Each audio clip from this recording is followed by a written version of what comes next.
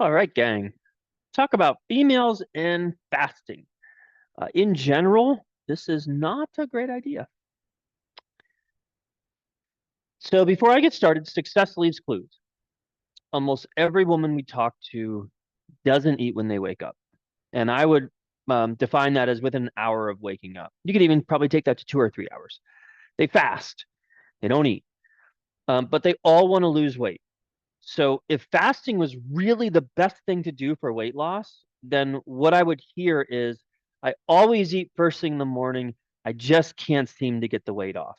But I hear the opposite. I hear that I don't eat in the morning and I can't seem to get the weight off. All right. So something to consider. Success will always leave clues. Most women use fasting as an excuse to not eat, right? Like if I don't eat, that means I lose more weight. That makes sense. Well, geez, my best friend Kelly did it and she lost 50 pounds. My doctor told me to do it. Great. I hate eating. It makes me fat. I hate meal prep. It's just easier to not eat. None of those will help you keep the weight off. It'll help you lose the weight, but the goal isn't just to lose the weight. The goal is to never find that weight again. And none of those things are really going to help you keep the weight off. So what we're going to cover today, we're going to cover fasting 101. We're going to cover what happens when I fast that makes it bad for weight loss, specifically for females. It does apply to males.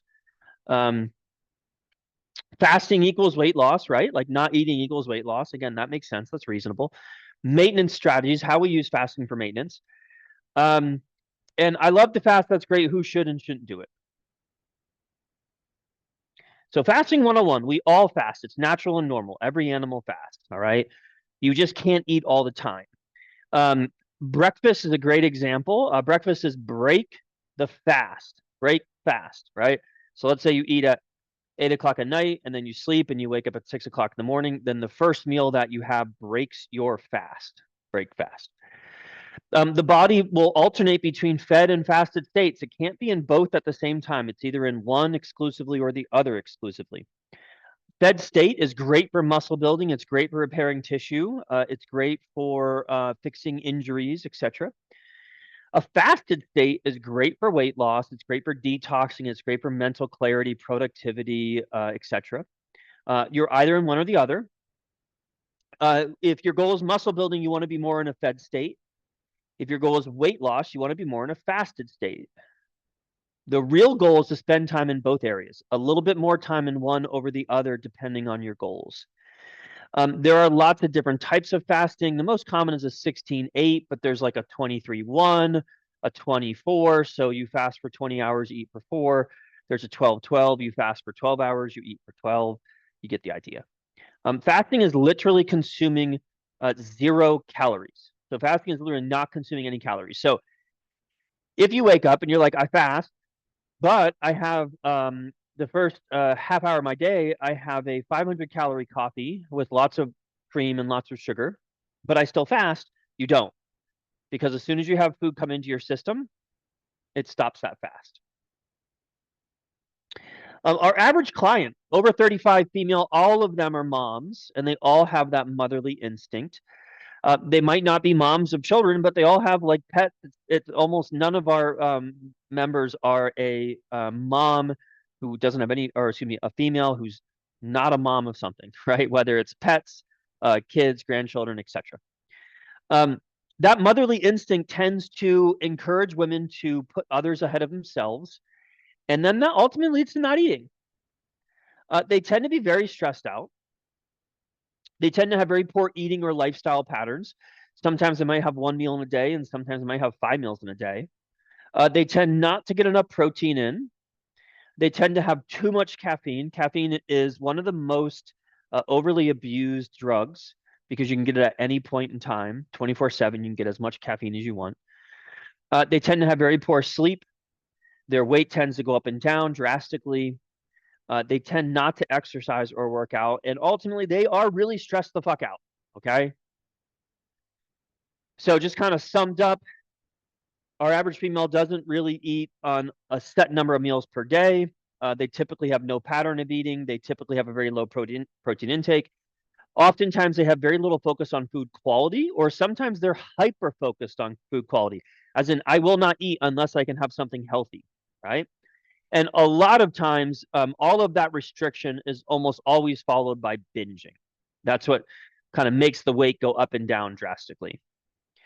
So, what happens when I fast that makes it bad for weight loss? Ultimately, it is more stress on your system. Okay. So, when stress goes up, cortisol goes up and adrenaline goes up. We're all under some degree of stress, some of us more than others. High degrees of stress mean cortisol and adrenaline are already elevated. So if you wake up and you're already stressed out, you're already higher in cortisol and adrenaline than what you should be. All right. The OG stressors. So, like, you live out in the woods, you have no house, you have no mortgage, you don't have a car, you don't have a job, you don't have any bills. You really are just like, where's my shelter? Where's my warmth? Where's my food? Where's my water? Etc.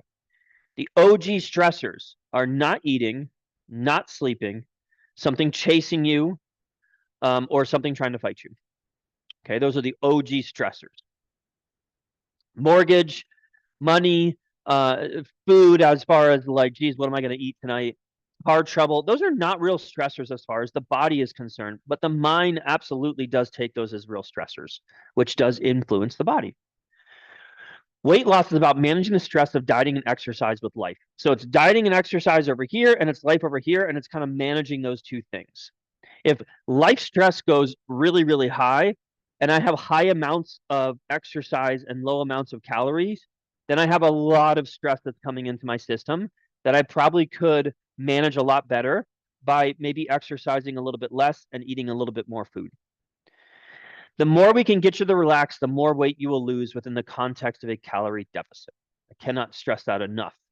The easier you make it on your system, the more relaxed you are while losing weight, the more weight you will lose with the least amount of effort.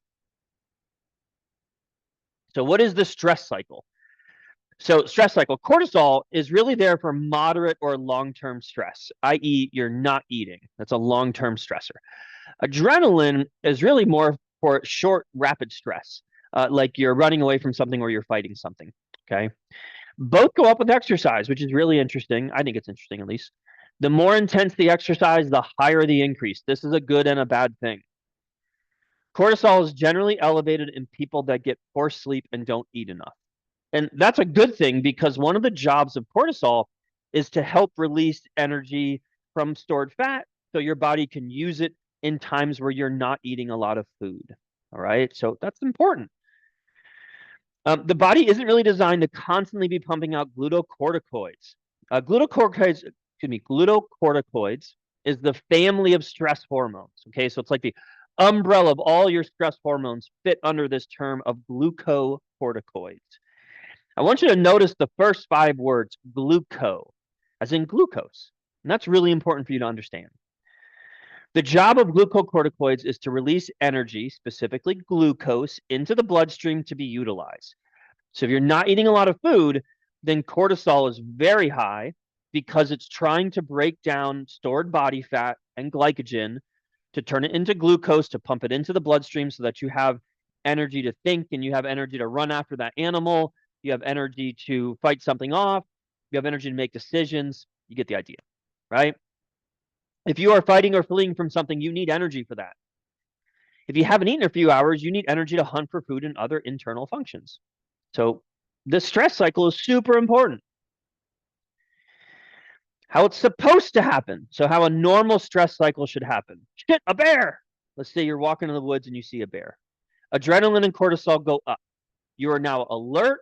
You have a huge amount of sugar coursing through your body, and now you're jumping out of your skin. You're like, I need to move. I need to run away from this bear, or I need to maybe fight it off.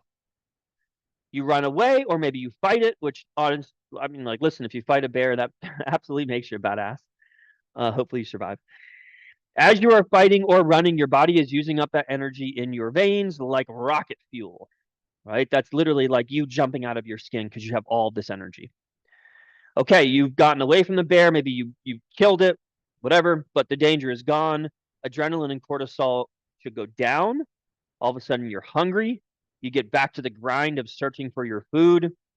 This was something that Jamie and I were watching a show on Netflix, and it's a survival show where they have these teams of 5 people, and they put them into Alaska. And in the first 5 days, one of these teams didn't eat, and then they ended up catching, I forget what they caught, like a fish or something like that. And one of the contestants, it's a contest, one of the contestants said, I can literally feel my body relaxing as I'm eating. And that was really powerful because it really illustrates what happens to your body when you don't feed it on a regular basis, right? So here's another way to look at the stress cycle. Again, how it's supposed to happen.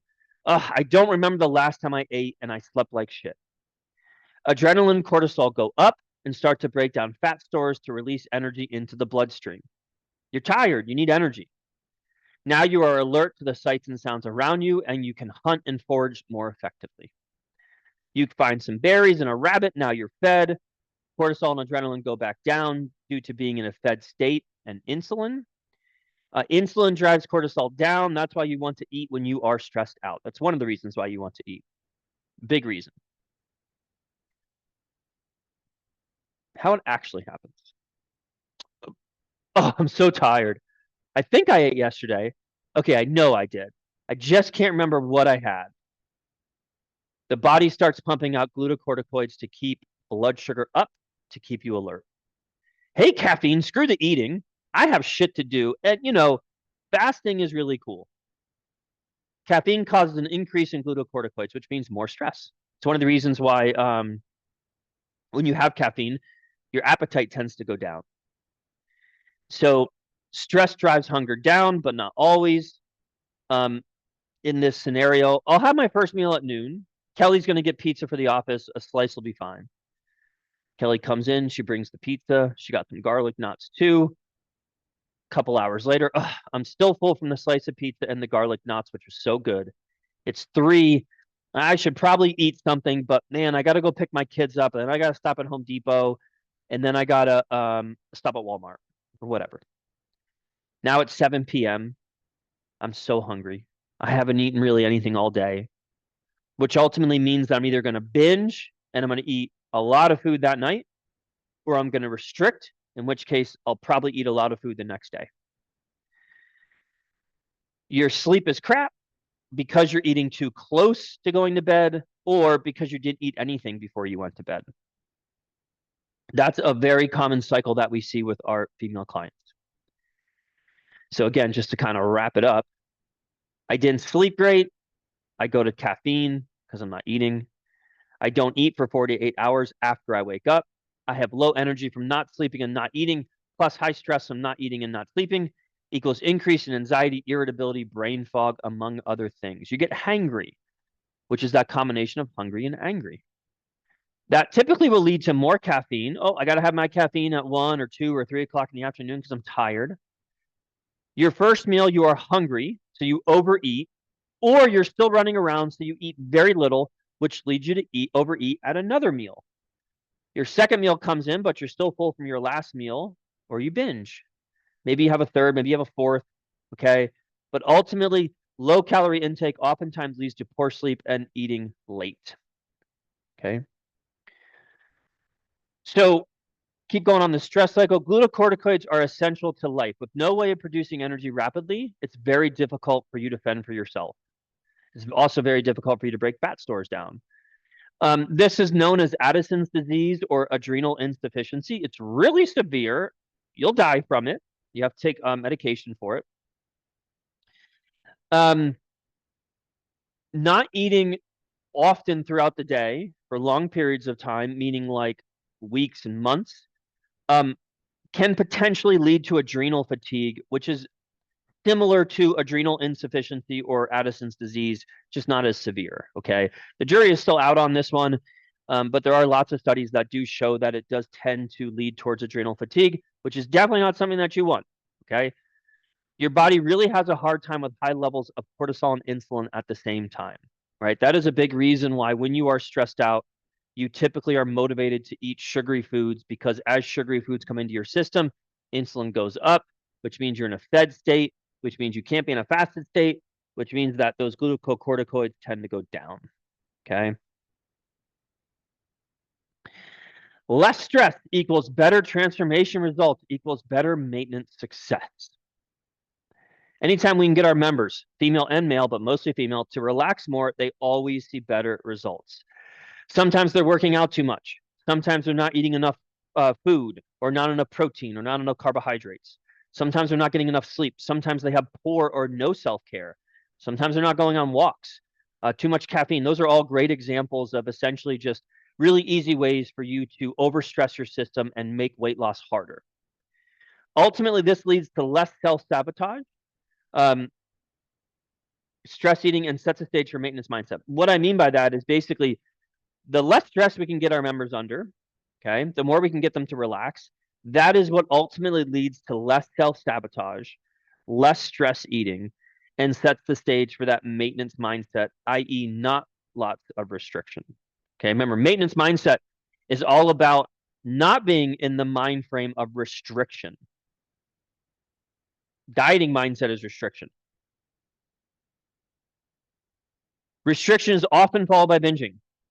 In a nutshell, fasting often leads to increased stress, more so with females, which often leads to increased caffeine intake, which leads to more stress, which leads to anxiousness, brain fog, low energy, etc., which leads to wanting more calorie-dense, sugary foods, which leads to poor food patterns, which sure as shit doesn't help you keep the weight off or lose the weight in the first place.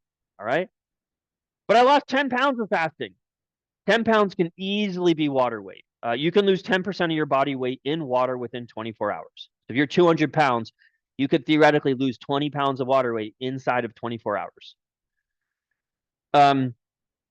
If you lost 20 pounds with fasting, that might be a little bit of a different story. That might, okay, great, fasting might be good for you. But did you keep it off? Because if you lost 20 pounds, you put 25 pounds back on. If you lost 10 pounds, you put 12 pounds back on. That is not the goal. Maintenance is the goal. The goal is to keep the 20 pounds off, never gain the 20 pounds again, right? We don't want to do yo-yo dieting. We want to stop that. We want to stop that cycle. So if I fast, that means I'm going to lose more weight, right? For you to lose weight, you must be in a calorie deficit. That can be achieved by eating for 12 hours a day or 6 hours a day. The difference is really time. Giving yourself 12 hours to eat versus 6 hours to eat, right? That is really the difference that we're looking at. People will often say, if I give myself less time to eat, then I will have less time to eat, which makes it harder to overeat. And that's really that's reasonable. That makes a lot of sense. But maybe we address the core of the problem. And the core of the problem is that you're overeating.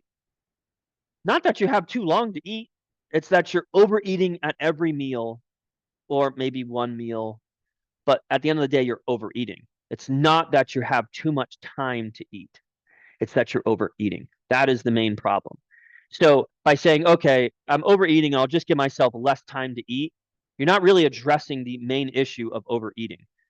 You're really just putting a Band-Aid over it. And it's not even really a great Band-Aid. So oftentimes people will ask me a couple times a week, what do I think about fasting for weight loss? And usually my answer is a little bit sarcastic, and it's basically along the lines of, you mean not eating for a period of time to lose weight? That sounds like a great idea. I love it. Right? But it's not that we recommend fasting. It just is really, if you spend less time eating, you will probably lose more weight. Well, you can still do that by eating over a 16-hour period versus eating over an 8-hour period. And in fact, eating over the 16-hour period typically gives much better results because your stress is much lower.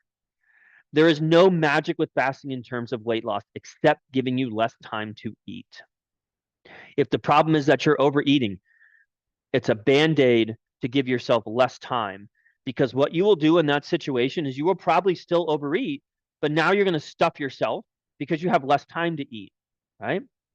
So for some people, it's great to narrow that eating window down. For most, it's bad because it leads to more patterns of poor eating choices. In other words, more overeating and more restriction. Maintenance is always the goal. That's what we tell our members all the time. It's awesome that you lost 10 pounds, but really the goal is not to put that 10 pounds back on again, right? Fasting is a strategy that we use for maintenance. Let's just say I went crazy on Saturday. I ate like 5,000 calories. Then maybe Sunday, I only have one meal.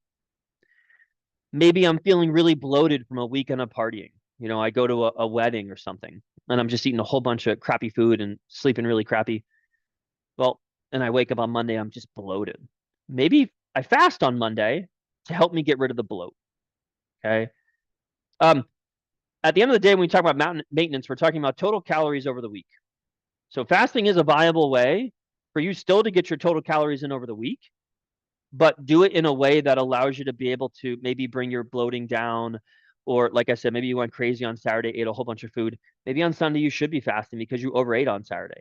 Those are strategies for maintenance. Excuse me. Those are strategies for maintenance, not strategies for weight loss.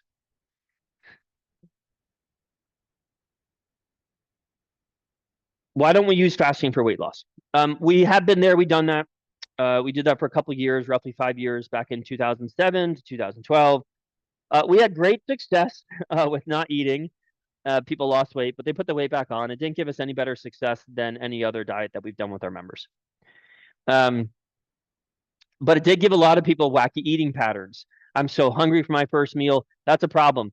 If you go into a situation where you're really, really hungry, there's a high likelihood you're going to overeat. I can't sleep. I'm so full. That would be from the people that were eating all of their foods within like the last couple hours before they went to bed. I live off of caffeine now. That was something that we would hear a lot, where people would wake up, they would eat, they wouldn't have the best choices. Maybe it's like cereal or maybe like a piece of toast or bread or something. And then we had them start fasting, and then essentially they told us that they're living off of caffeine now. 1 in 4 women are successful with fasting. This was from Precision Nutrition. If you Google Precision Nutrition and fasting, you will come up with a fantastic manual that they did. It's incredibly in depth. They did like blood tests, all sorts of different things. And this was like, I think 15 or 20 years ago. But in that manual, they specifically stated that really only about 1 in 4 women are successful with fasting. Consistency builds results. Oftentimes, when people are fasting, they don't really have a lot of consistency in their life. And we always want to go after strategies over routines. Okay. That's an important one for you to understand, because routines are fantastic, but routines can oftentimes get interrupted. So, for instance, let's say you have a routine where every morning